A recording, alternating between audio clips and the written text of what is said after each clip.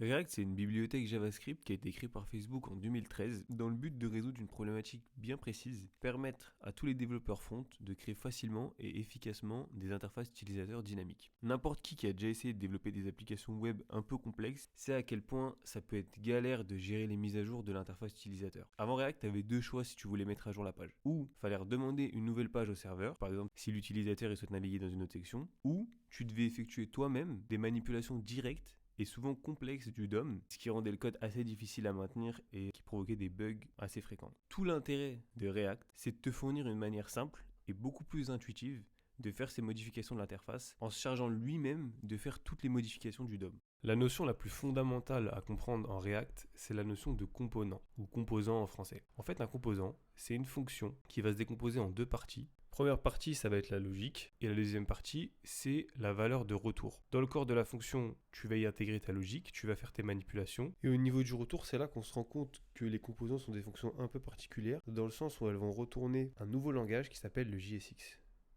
Donc JSX, c'est pour JavaScript XML. Le XML, en fait, ça désigne la catégorie des langages de balises. Donc le langage de balise le plus connu, c'est HTML. Donc par exemple, HTML, c'est du XML. Et donc du coup, JSX, ça fait JavaScript plus langage de balise. Et donc, pour que tout le monde comprenne bien, oui, c'est un peu comme du JavaScript mélangé avec du HTML. Donc, dans ce langage que tu vas retourner, tu vas pouvoir inclure des variables ou appeler des fonctions que tu auras définies dans le corps de ta fonction composant. Donc, par exemple, ici, si je déclare ma constante foo qui est égale à bar, et bien ici, dans le JSX, je peux l'afficher à l'intérieur des balises. Okay. En plus de ça, dans le JSX, tu peux carrément écrire directement des expressions JavaScript à l'intérieur des balises. Donc tu peux faire par exemple des opérations arithmétiques. Tu peux aussi faire ce qu'on appelle du conditional rendering, donc avec des conditions if, else ou des ternaires. Et tu peux aussi gérer directement les événements à l'intérieur des balises avec les fonctions qui commencent par on click, on mouse, etc. etc. Donc tu n'as plus besoin de fonctions comme add event listener. Donc ces fonctions composants, tu peux en déclarer autant que tu veux par fichier et tu peux les importer et les exporter. Ensuite, si tu veux inclure un composant dans un autre, en fait ce qui est génial c'est que tu les inclus directement sous forme de balises. Et ensuite, tout ce qui est retourné par le composant, ce que tu as défini à l'intérieur du corps de la fonction du composant, est inclus directement à l'endroit où tu l'as placé dans le markup. Il faut faire attention parce que tout ça c'est géré automatiquement par React et ce qui permet à React de distinguer une balise de type composant d'une balise classique, c'est le fait que le nom de la balise, elle commence par une majuscule. Donc quand tu déclares un composant, il faut toujours que ça commence par une majuscule. Donc en plus du JSX, tu as un autre concept qui s'appelle les hooks. Les hooks, c'est quoi? C'est des fonctions qui vont nous permettre d'utiliser les fonctionnalités spéciales de React à l'intérieur de nos composants. Au total, dans React, tu as 10 hooks qui sont built-in. Et en plus de ça, tu peux créer tes propres hooks personnalisés. Ici, je vais en présenter trois. Les trois principaux, c'est useState, useEffect et useContext.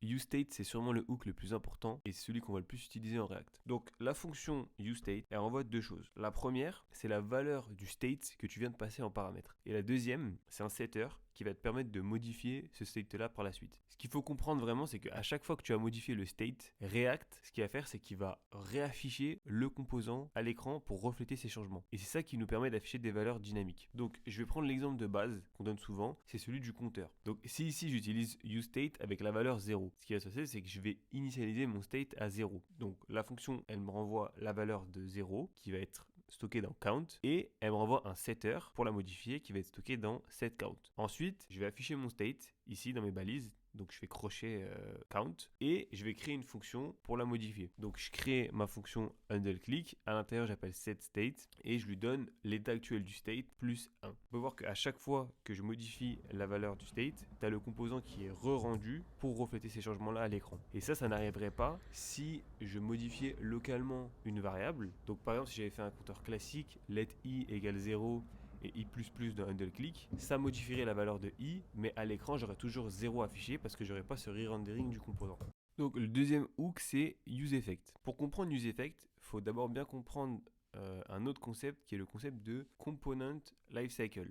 Donc, ou le cycle de vie du composant en français. Un composant, d'abord, il va être ce qu'on appelle monté sur le DOM. Donc en anglais, on dit mount. Ensuite, à chaque fois que le composant va être rendu, donc par exemple comme on a vu avec l'exemple de useState juste avant, le composant est réaffiché à l'écran. Et donc à chaque fois qu'il y a ça qui se produit, soit parce qu'on a modifié le state, soit parce qu'on a refresh la page, on dit que le composant il est update. Et enfin, si on déclenche une action qui fait que le composant ne va plus être affiché à la page ou qu'on quitte la page, on dit que le composant il est unmount du DOM. Donc pour résumer, le cycle de vie du composant c'est qu'il est mount sur le DOM, il est update et il est unmount.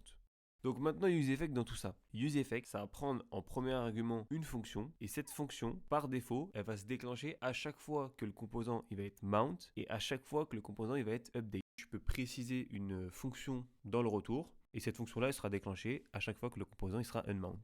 Pour finir, le dernier hook c'est useContext. Donc là aussi, pour bien comprendre l'utilité de useContext, il faut d'abord expliquer une autre notion et c'est la notion de props. Donc un prop c'est quoi? C'est un objet que tu déclares en paramètre d'un composant et qui va te permettre d'avoir accès à toutes les variables que tu auras passées à ce composant depuis le composant parent. Okay, donc tu les passes directement dans la balise du composant en précisant valeur égale, par exemple nom de la variable égale value. Ensuite, tu accèdes à ces valeurs directement depuis l'objet props. Il peut arriver des cas où tu vas avoir besoin d'une valeur qui est à l'intérieur d'un composant d'un parent qui est lointain, d'un parent qui est très très loin quand on remonte la chaîne des composants. Si tu veux pouvoir avoir accès à cette valeur-là, il va falloir que tu aies recours à un procédé qu'on appelle le props drilling. Et donc le props drilling, ça consiste à passer la props d'enfant en enfant jusqu'à arriver à l'endroit où tu veux vraiment l'utiliser. Et ce mécanisme est à l'origine de pas mal de problèmes. Et donc c'est là qu'intervient useEffect. useEffect, ça te permet d'interagir directement avec l'API contexte de React. Et cette API, c'est un mécanisme qui te permet de partager des informations sur l'entièreté de la chaîne des composants, justement sans avoir à faire de props drilling. Donc pour faire ça, ce que tu vas faire, c'est que tu vas utiliser la fonction createContext qui va te renvoyer un objet de type context. Et dans cet objet, il y a une méthode qui s'appelle provider.